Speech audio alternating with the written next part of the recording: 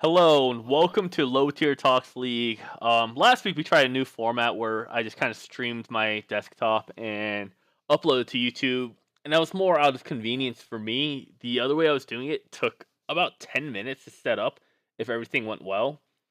Um, DJ, you'd be kind of surprised how hard it is to capture Discord voice because, well, at least not Discord specifically, but capturing Discord plus my voice. If I just wanted to capture Discord, it's not a problem at all. Um, so that took a while, and for those of you guys who don't know, this whole like podcasting thing has gone through several iterations because it has been so difficult for me to find out how to record my voice and someone else's voice at the same time. Um, but OBS has a built-in audio mixer, so I don't have to tinker with settings or anything. I just throw it out there, and that's how we do. That's how we've been doing it last week and this week. And I think that's what we're going to do. I put up a little thing I made on Paint. It took about a minute to do, just so you're not looking at my desktop. It might be just as boring because it's just a static image. But that's what we got for you today. On the right side, you can see what we're talking about today. The stopwatch meta, games going late, Relic Shield meta. Fun fact, TSM had the longest games this week. And what we think are going to be the games to watch. So, DJ, Yes, Jay. during the CLG versus Golden Guardians game, there was 9 stopwatches. The only person who didn't take stopwatch was Gnar in the top lane. What do you think of that? What do I think about the stopwatch meta is what you're asking me? Well, it's getting nerfed for one, obviously. A little fun effect for all of you out there. When the Ardent Sensor meta was huge, even Riot was aware of it and aware of how basically broken it was. And so they actually changed their Facebook picture to Ardent Sensor for a good long time. They've since done the same thing with stopwatch as if to show, yeah, we know it's a little annoying right now. Runes are probably going to get reworked in a small sense sometime this season. I'm going to assume they're already talking about putting in more stuff for fighters and things like that. So the free stopwatch might take a way out, but definitely in pro play, maybe not so much in your solo queue games. In your solo queue games, it might just be an annoying little thing where somebody stopwatches right as you're about to kill them and you still kill them anyway because in solo queue, people aren't probably going to be using stopwatches correctly or not remember to use them at all. But in pro play, the possibility of having a Zhonya's at any given point during a match, if at least one, is extremely strong. And it's been one of the reasons that Ryze is so powerful in the current meta too, with the Zhonya's into ult away strat. But that's getting nerfed or this next patch too, I believe. So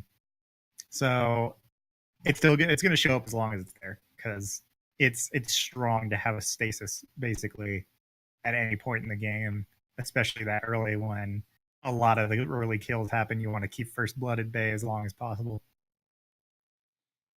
All right. This kind of reminds me when Thunderlord's Decree. I had to remember what the rune was for a second. Do you remember when Thunderlord's Decree was first announced? And every single pro game had 10 Thunderlord's Decree.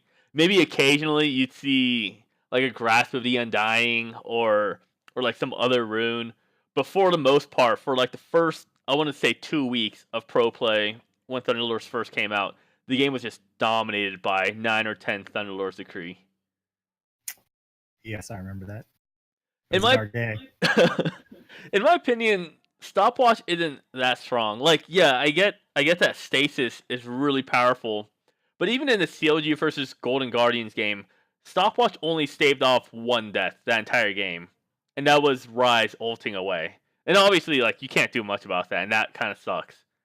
But there was just they had a montage of all 9 stopwatch uses, and every single one of them staved off death for maybe a second or two until the stasis ran out. But then they would die. And even in the Cloud9 game, or not the Cloud9 game, the no Golden Guardian. I'm still thinking of the same game. I forgot contracts wasn't on Cloud9 anymore for a second. Contracts would engage and then stopwatched, and I feel like the biggest strength of stopwatch really, and regardless of whether or not it's in the rune, is that you give an ADC a chance to use stasis because for the longest time that's been the complaint, right? that ADCs don't have any anti-burst. They kind of have death stance if you want to build that on an ADC. I don't think it's great on most ADCs. But for the most part, you're just kind of, if you get caught out, you're just dead. You can't do anything. If a Zed's flanking you, you can't do anything. You just kind of die. But I don't see stopwatch really being used for that purpose. And I was reading on Reddit that stopwatch's biggest asset was just the threat of it. So it stops people from diving you and it stops people from going all in because of that. But honestly, at least in pro play, I'm not noticing that. Pro plays have always been slower games, and I feel like stopwatch doesn't really do as much in pro play as it does in solo queue. Do you? I disagree on that actually. We've actually heard a lot from casters and from fans alike saying, well, this jungler, who's usually known for their carry performances, aren't ganking early, or like they're just sitting in the jungle not doing anything. We've heard that as a criticism to Mike Young for a long time now. And that might just be stopwatch meta. That might be like, well, I'm not going to go up and gank because it's just going to pop a stopwatch and we're going to waste time and they're going to get something on the other side. Oh, go ahead. I didn't mean to cut you off, man. Also, I would disagree that that's its main power. I think its main power is in tower dives. The ability to basically switch aggro off of you if you screw up juggling is extremely powerful, and you see that a lot in the Korean games and Chinese games, where instead of using it to keep themselves alive more so, it's to, hey, I've taken aggro for a bit too long, I'm going to turn on stopwatch so I drop aggro. But we've seen other examples of that through mostly Kled and Fizz and Master Yi. Of those, only one of them is really played in pro play anymore. Well, that's good. I would agree. I would agree that it makes diving a lot safer. But I would disagree on the whole ganking thing that you're talking about, simply because I feel like a bigger reason for that is because they got rid of catch up XP, or not got rid of, but it's not as good as it was last year. So the risk and reward factor got a lot bigger. The difference got a lot bigger. So it's not worth to do, in my opinion, it's not worth to do early ganks anymore when you can do early invades and starve the other jungler out, which is a lot safer of an option. But I think this might be something that we end up just having to agree to disagree on. Sounds like it's not going to be much of a problem since they're going to be nerfing it anyway. I know the second thing on my list here is games going late. I want to talk about that last. I kind of want to talk about the Relic Shield meta because I think both of these kind of play into games going late. So Relic Shield kind of started last year at Worlds, I would say. With Ardent Censer being so broken, you were just focused on getting your support as much gold as possible till they got that Ardent Censer. And then they found out, oh, maybe having, a 300, 400 health shield on a 1400 health Kog'Maw is actually really good for only, I think it's, what, like 850 gold?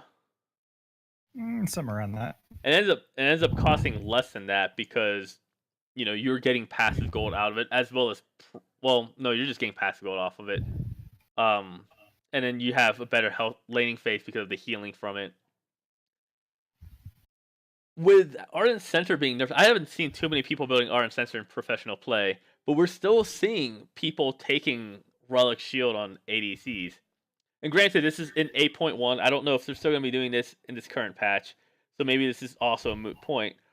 But what's the point of ADCs building Relic Shield, DJ? Why do they do that when there's not really an item for a support to build towards anymore? So ADCs take Relic Shield for a couple of reasons. You've touched on quite a few of them already. Get your support a little more gold in the laning phase. It lets you execute minions. So you have to worry about being too great at last hitting. Well, you can't execute as a range though. Oh wait, no, you're right. Excuse me, I'm mixing things up here. Does not have an execute on ranged. You're correct, but it still does have the heal, and it still does give the gold to both of you. And the real thing is that heal. Eventually, you will get the shield, but that's a little later down the line. The heal makes it a lot easier because you're already last hitting as the ADC. You don't have to worry about triggering it. Like you watch pro play, it's always down in pro play because they get it off just doing the minions.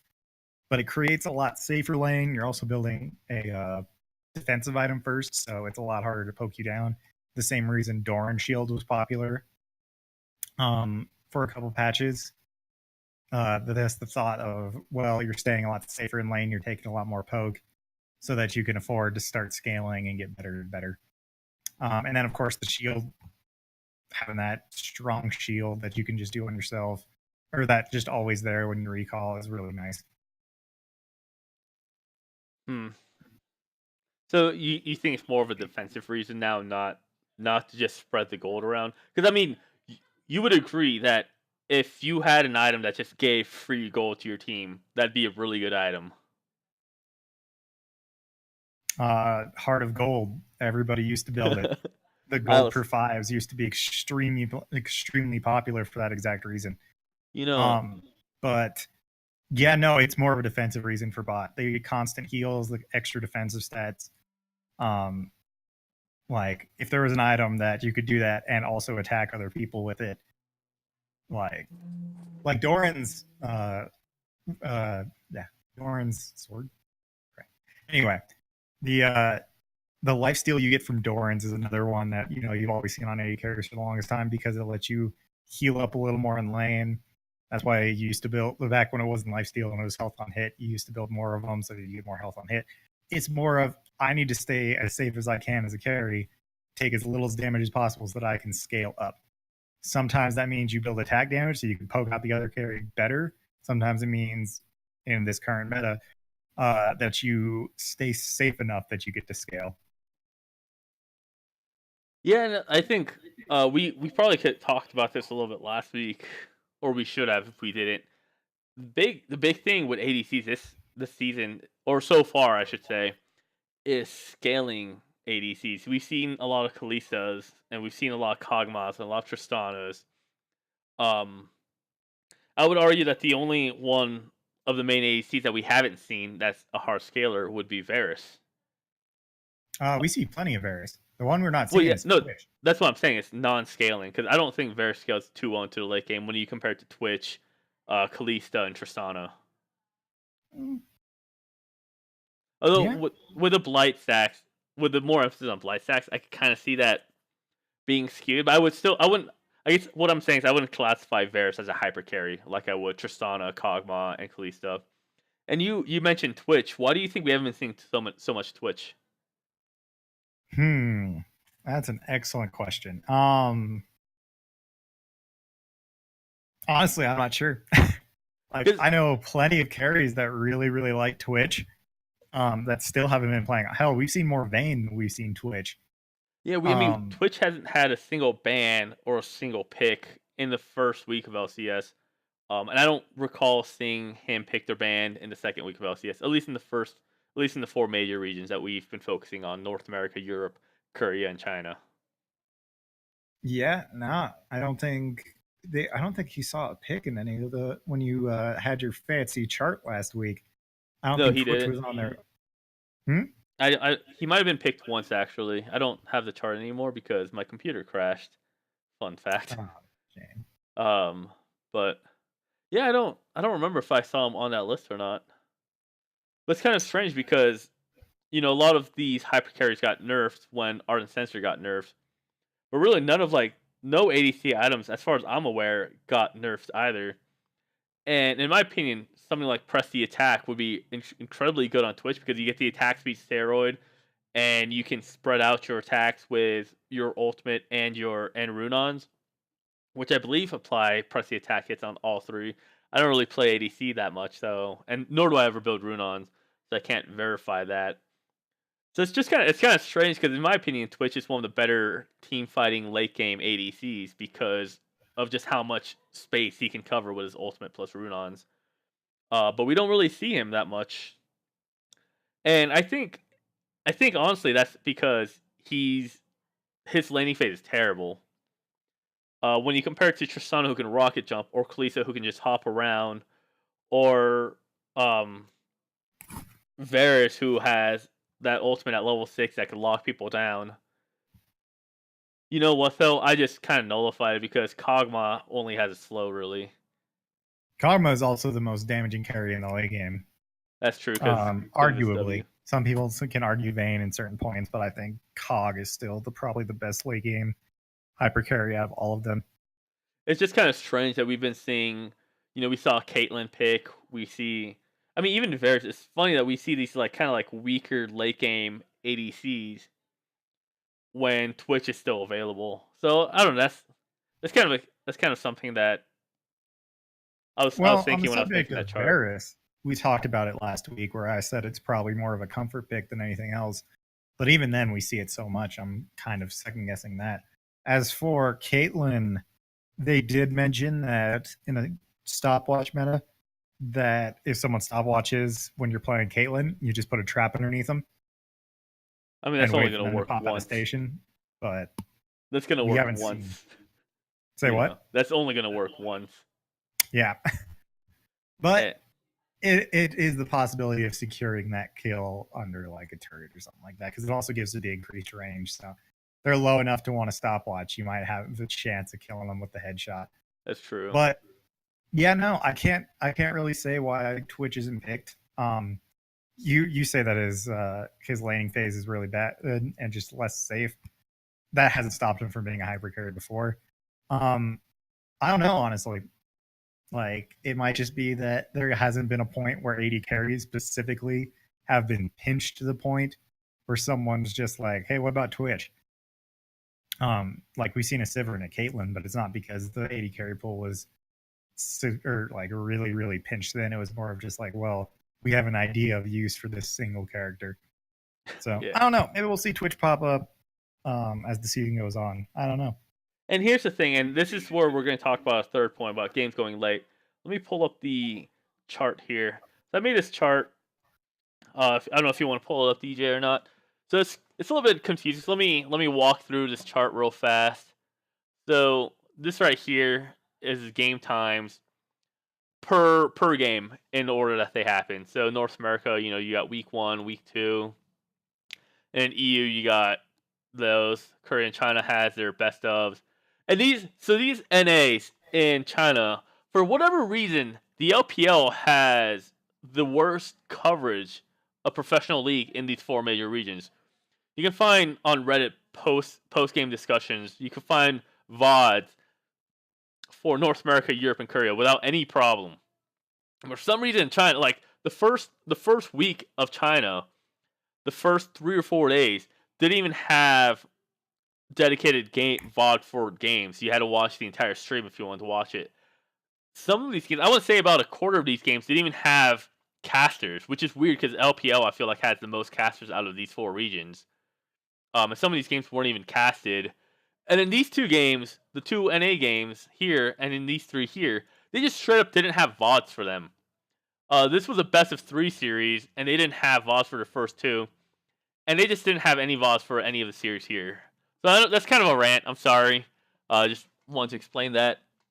Yeah, I do have a solution for you on that too. We'll talk about that off stream. All right. And also the weird thing is I was looking at LOL Esports. It's not like I was looking on Reddit or YouTube or whatever. I was looking directly at the source. So it's kind of, I don't know. It's kind of weird. Maybe DJ will fix all my problems. And then right here you have the mathematics stuff. You have the average game time for each region plus average game time in the world. How many total games there were. That's not super important. I just need to figure that out for other stuff. How many games each region played, which is kind of interesting in its own right. The medians for each games, and then the standard deviation.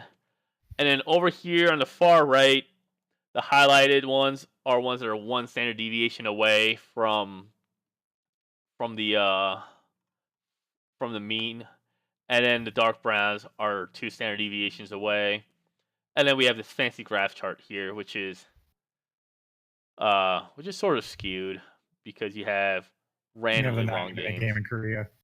That is it makes the graph look really ugly. But so let's just talk about this real fast. You can see here, the average game time in the world is 38 minutes.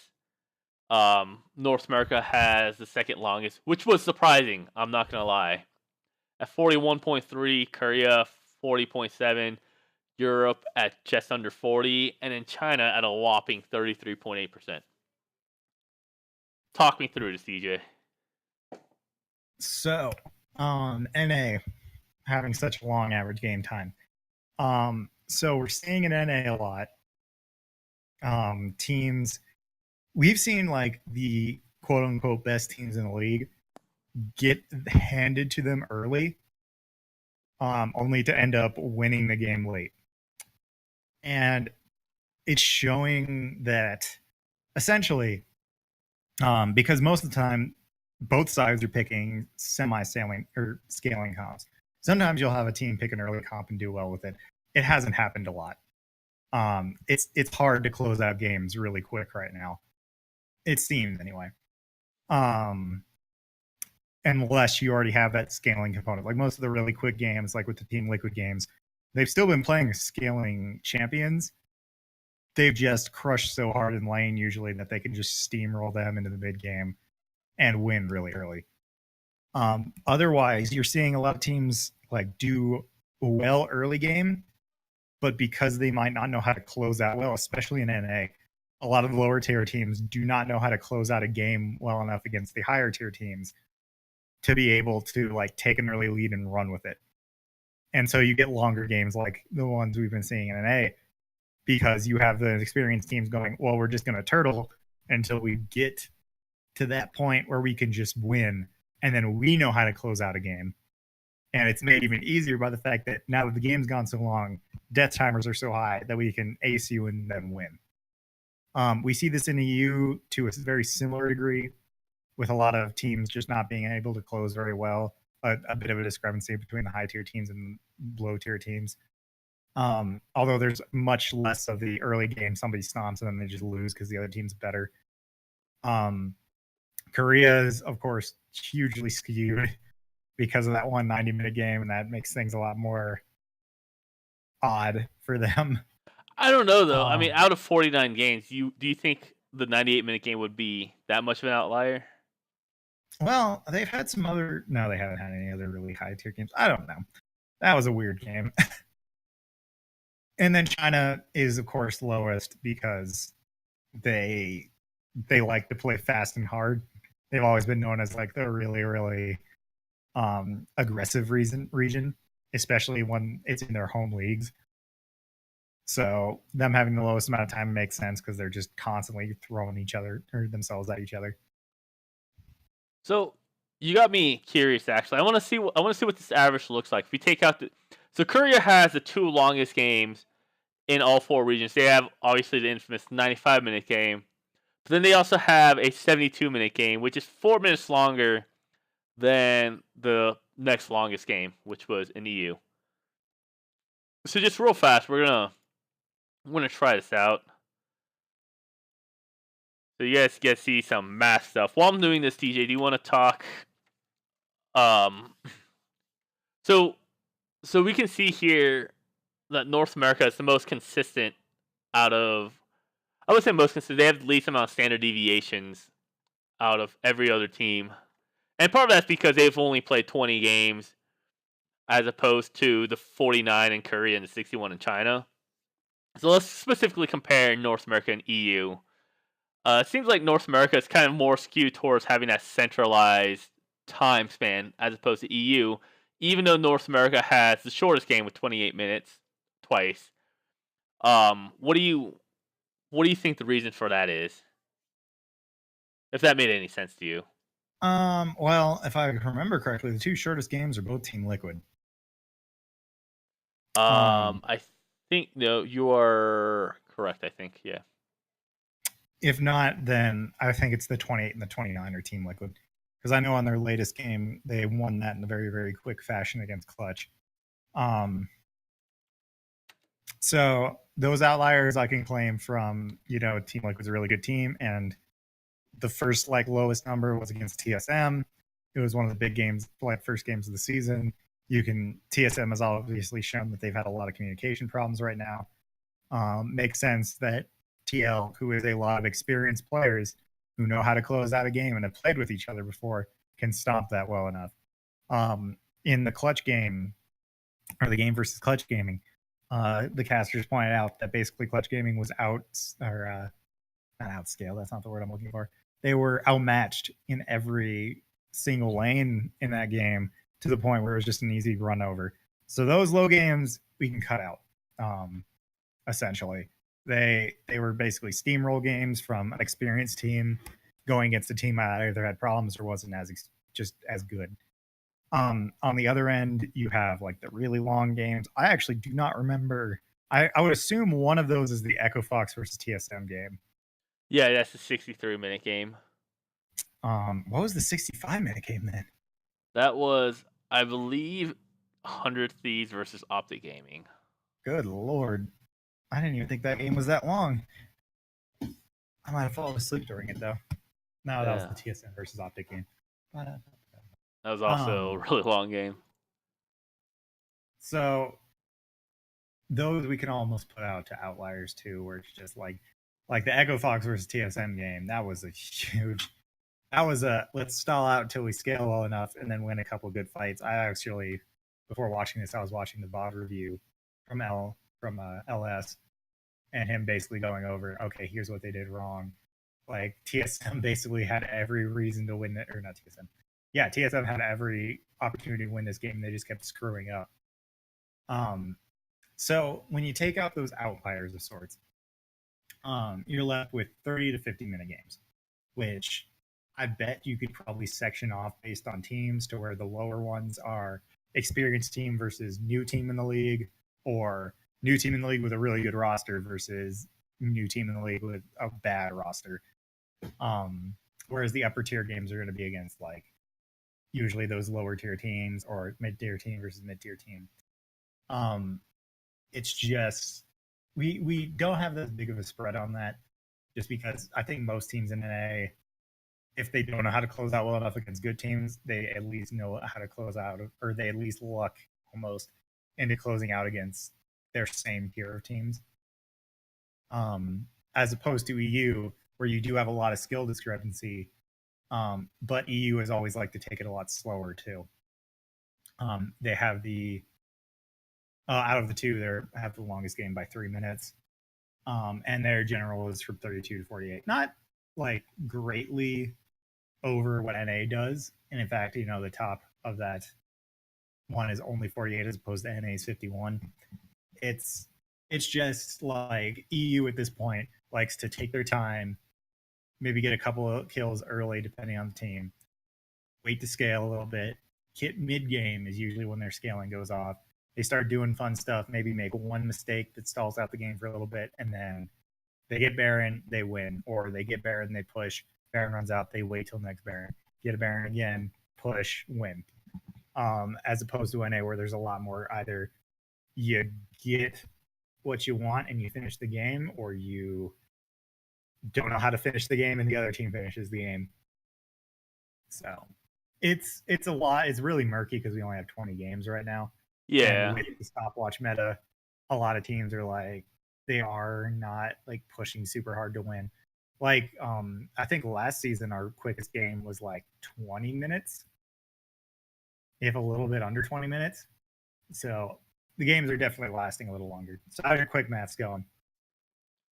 So I got they actually would be at 39 minutes, um, if you took out those two Korean games. That's and I don't have the standard deviation and stuff for that, but so here's something kind of interesting though, for you guys, not for you non-math folk out there. Standard deviation is just kind of a way of, so when you measure the average of something, it's kind of skewed. It's kind of a vulgar reference, but like the average test score a human has is about 1, right? And that's skewed because there's not too many people who have exactly one testicle. So standard deviation kind of like takes that into account. So you'll, if you think of like a bell curve, the standard deviation kind of sections that off, and it's typically you have one standard deviation away from the median, and then, or from the average, sorry, and you have second two other ones, or two standard deviations away, which is kind of like the outliers, which is why you have like the 65 and 63 and 68-minute games. Those are all outliers because they should not last on average, they should not last that long. But if you're within one standard deviation of it, that's still considered quote unquote normal. And you can kind of see that in the graph. And in fact, if I was able to graph into a normal graph, it would make more sense, if you will. Mhm. Um, but anyways, so all of that just to say, it's kind of interesting because China, in addition to having the shortest game time, has by far the smallest standard deviation, which just means that all 12 teams in China is just playing the super aggressive pick where they're not going to late game as much. Their games are a full 6-7 minutes shorter, even 5 minutes shorter in Korea without those two long games. And a lot happens in 5 minutes. 5 minutes is enough time to have one more flash. And I think that's really interesting. I think it's really cool that China's like that because North America and Europe are both infamous for trying to copy what Korea does, and Europe a little less so. I would say in the past split or two, or past year or two, but North America definitely has been trying to emulate this Korean style of playing, and it shows. Their game times are incredibly close. They're there's a joke that SKT are playing like TSM right now, and it's just going to be really interesting when stuff like MSI happens or World happens, where we see China going against these other teams, and then we have a better idea of whether or not it was better to play safe early or not. Which the data shows that's probably better to play safe because Korea has won 5 of the last 7 worlds. Which is to say, ever since Korea had a passing interest in League of Legends, they have won every single time. Yep.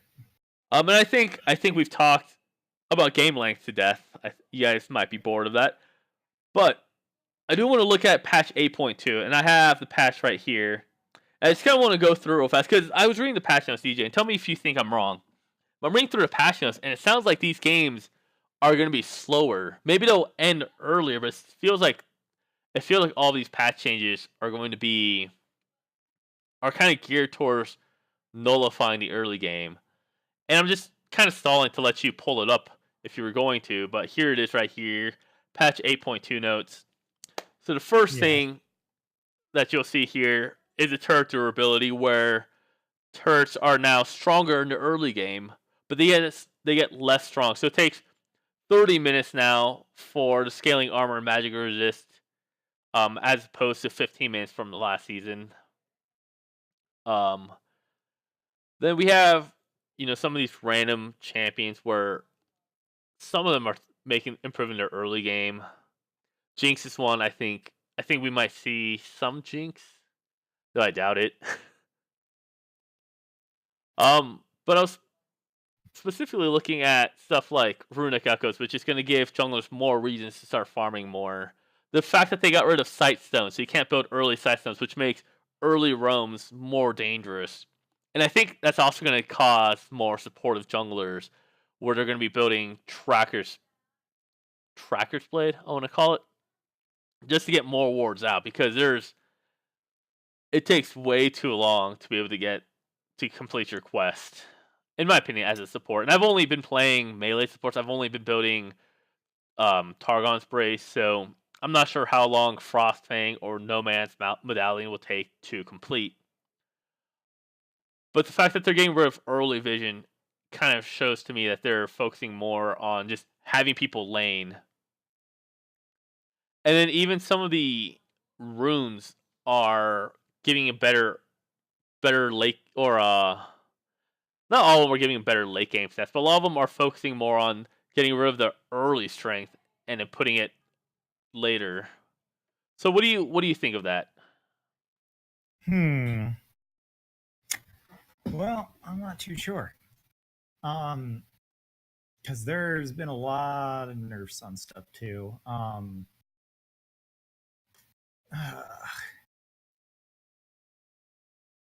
think in the end, especially with the ward changes, I think it affects lower tier play more than it does upper tier play.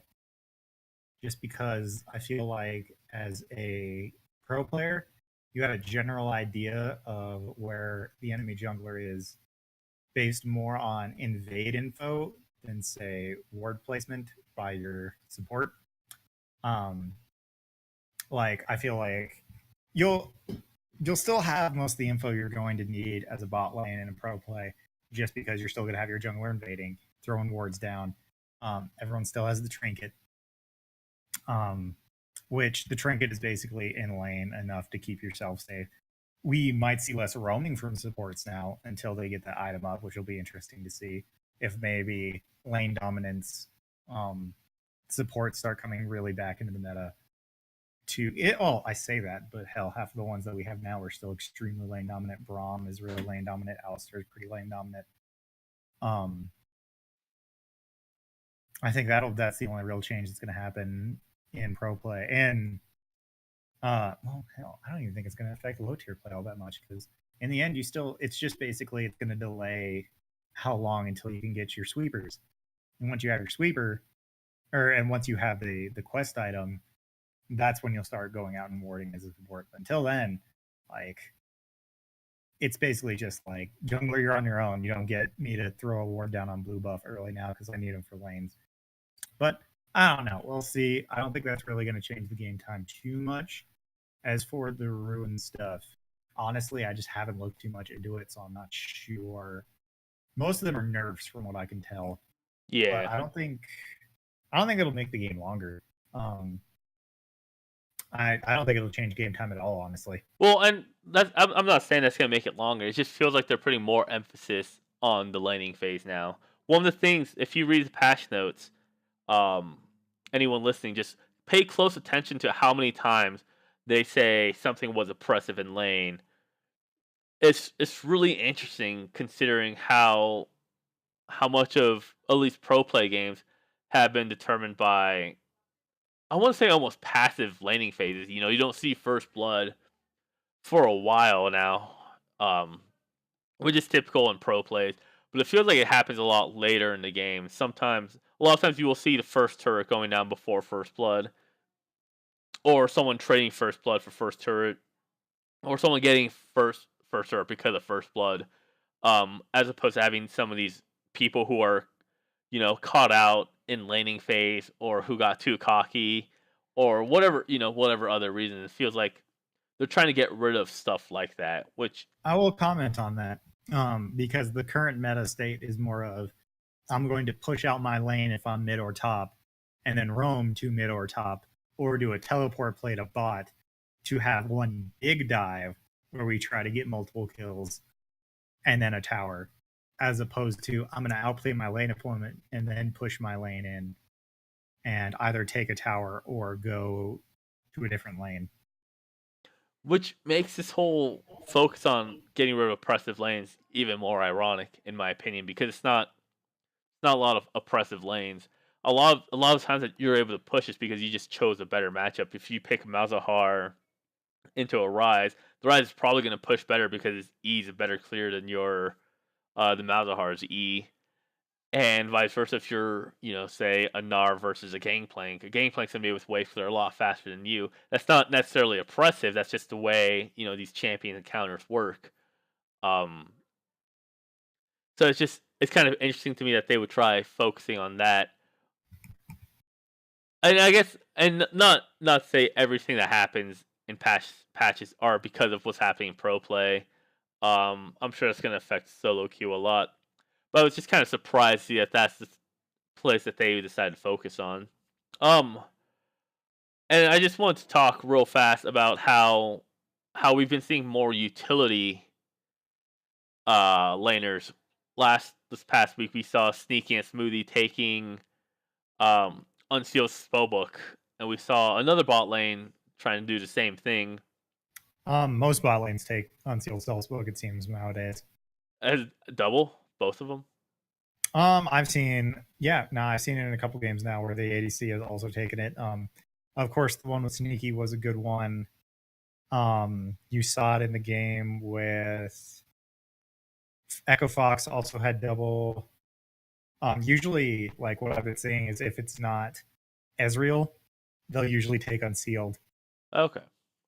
And it's interesting. So if you watch the Clutch Gaming versus Liquid game, they kind of talk about this, and I agree. Is that when you take Unsealed Spellbook, you're basically saying I don't need to win this lane. You're gonna make cross map plays. You're gonna try pressuring the opponents, but you're not trying to win lane. That's purely for team fighting reasons. Which is why I don't think we'll ever see Doublelift doing anything like that because he's a lane dominant person. He needs to be because of the way Team Liquid is set up. Do you think that has any contributing factor to having these longer games? Do you think that's something that Riot should address? Is how strong utility is right now?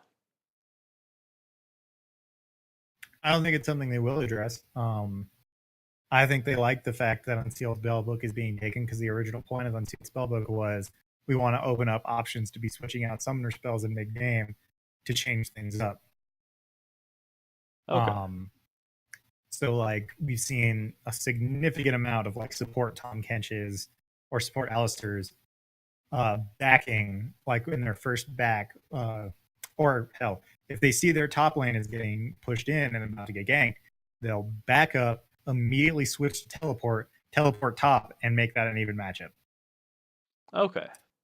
There have been a significant amount of games where that's happened. Yeah. Now. So, and I think Riot likes the fact that it's doing that. I think eventually they'll make the attack options better. Or, well, yeah, I don't think they're going to nerf Spellbook because they've already nerfed Kleptomancy. They decided, like, in the patch notes, Kleptomancy gets a huge nerf to basically the only people that use it. Gangplank and even more so than like more people than use it. Like, Gangplank got a small nerf to it because he technically counts as melee, and I don't know if that actually translates. I've heard that his parlay is still counted as a melee. Yeah, so he has both ranged and melee both have significant drop rate, which makes it suck because I actually really like Kleptomancy. I thought that was a fun master rune to have. The idea of getting stuff just for hitting your skills is nifty, and the fact that it was only really applicable on a couple champions. But Riot's decided, yeah, this is a little too strong in those couple champions. Admittedly, Ezreal is incredibly powerful with it, and so is Gangplank. Even with these nerfs, I don't see either of them taking that out, but we'll see. But yeah, I'm gonna. This is the last thing I'm gonna talk about here, and then we're gonna move on to. Well, I have one. Yeah, but I do have one thing that we talked about last week that I kind of want to follow up on. I think it's funny how, since I've been watching League, Ezreal has been incredibly popular 3 times. Sometimes he's picked as kind of like a niche ADC, and all that stuff, but he's been incredibly powerful 3 times, and 2 of those times was not because of Ezreal, but because of something outside of Ezreal's kit. The first time was when Runic Echoes. I don't think it was called Runic Echoes when Ezreal was building it, taking it mid. Runeglaive. Runeglaive. Mid smite Ezreal, which it was just like completely broken because of that one item. Then the one time that it was because of something in Ezreal's kit was last season when Ezreal jungle was a thing. That even wasn't that popular on the professional sense. It was picked a few times, but it more or less thrived in solo queue. And then now we're seeing Ezreal picked a lot again, specifically because of Kleptomancy. Now he doesn't have mana problems. Now he can poke aggressively, and not really have to think about those kinds of things. And I think that's kind of funny. So, with that though, last week at the end of the episode, I asked DJ and answered the question myself: what we thought was going to be the shortest game, or what we thought was going to be the longest game in North America and Europe. So the shortest game in North America, surprise, was Team Liquid versus Clutch at only 28 minutes, which also tied the shortest game in North America. Again, Team Liquid versus TSM. DJ talked about that earlier.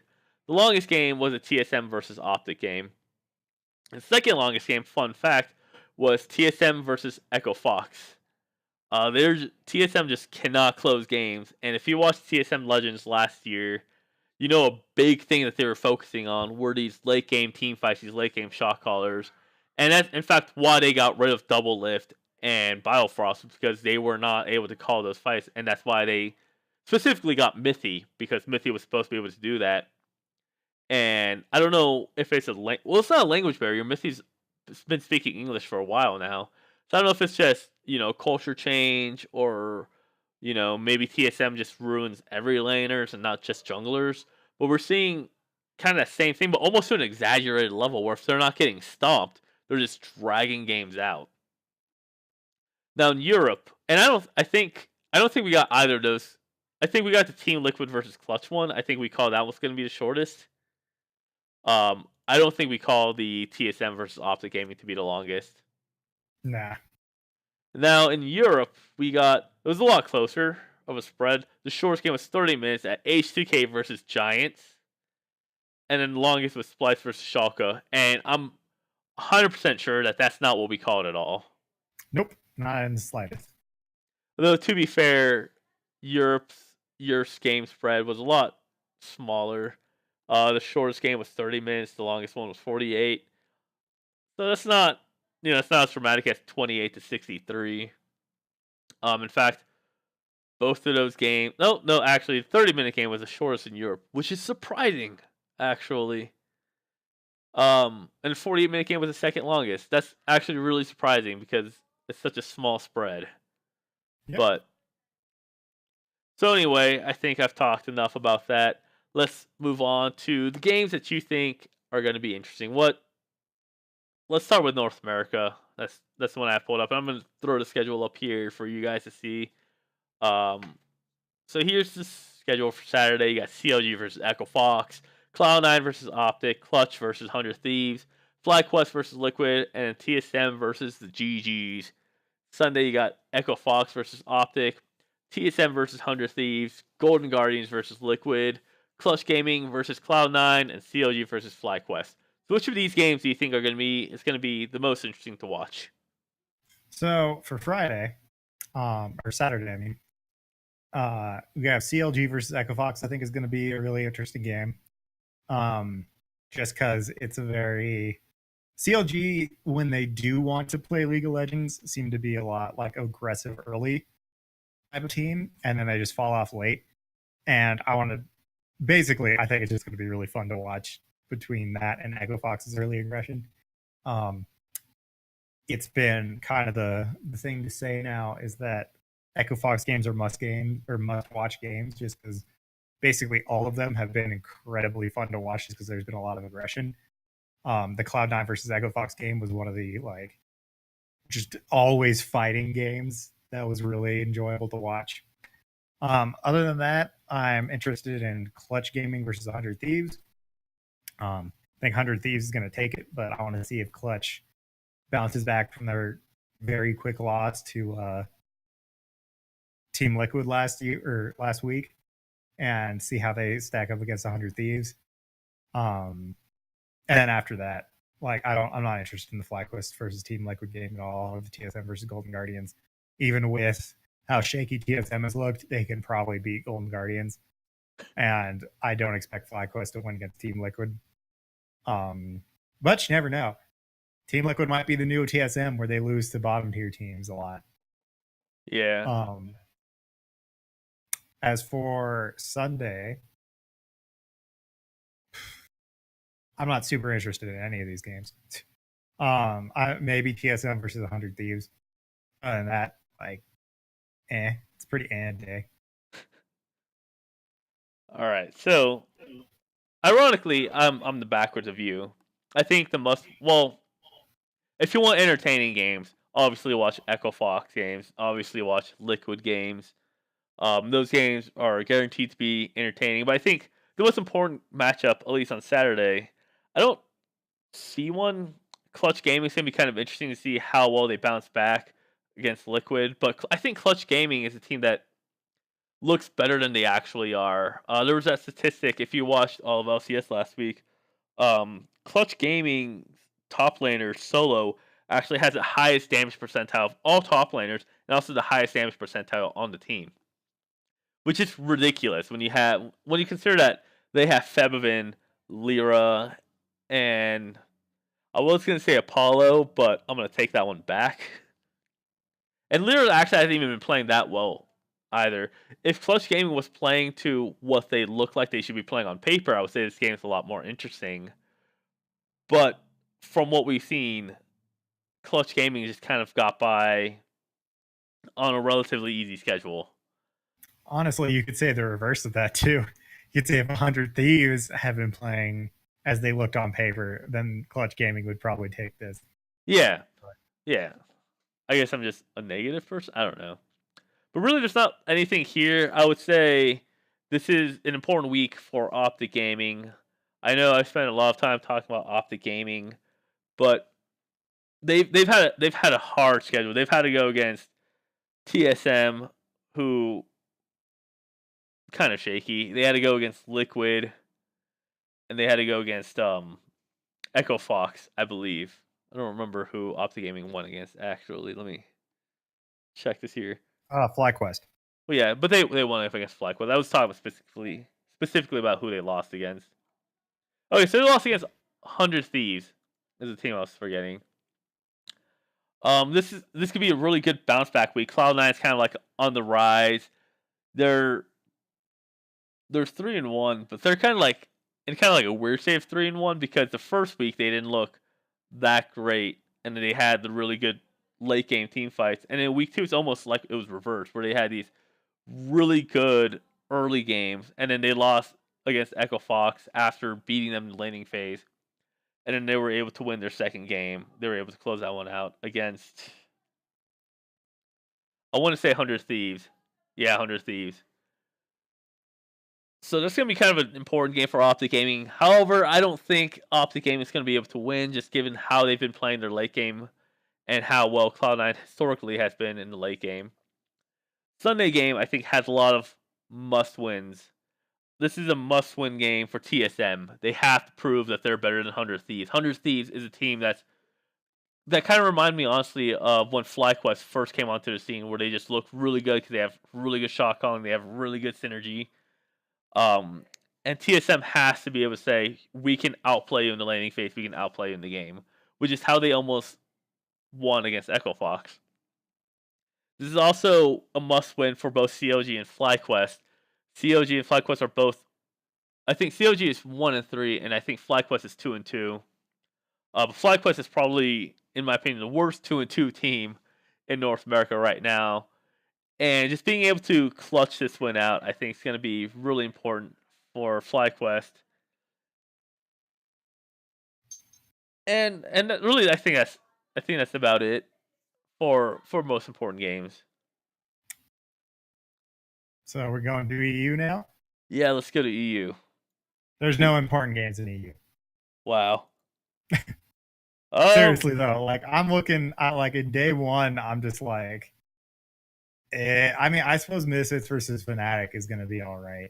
But like G2 versus Splice, and Vitality versus Schalke, and Rockout versus Giants, and HK versus UL, and like, and then day 2, like, there's nothing I really want to watch.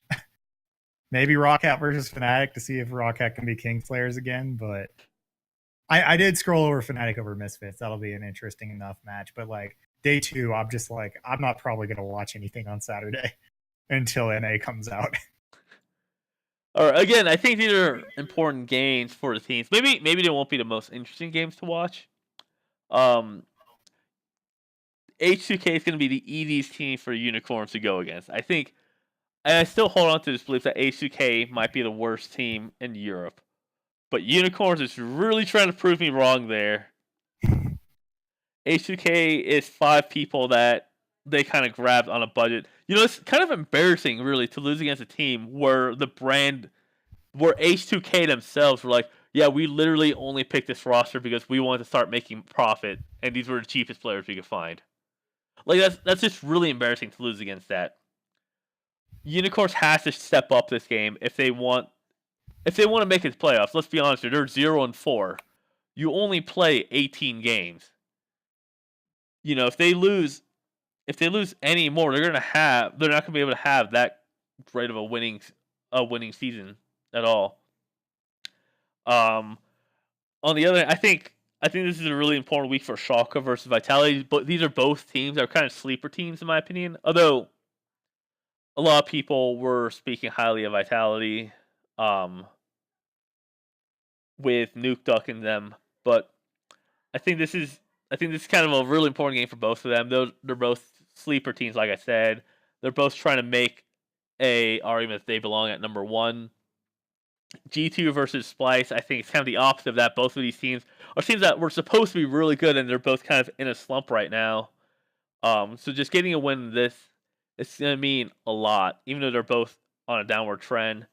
And in Fnatic versus Misfits, kind of the same thing, where both those four teams were teams that people thought were going to be top four in EU: Fnatic, Misfits, Splice, and G2, and all of them have looked really shaky. And then meanwhile, we have teams like Giants or Vitality or Schalke, which are really stepping up to the plate and looking very impressive. Saturday's game, again, I think it's a really important game for Schalke versus Giants.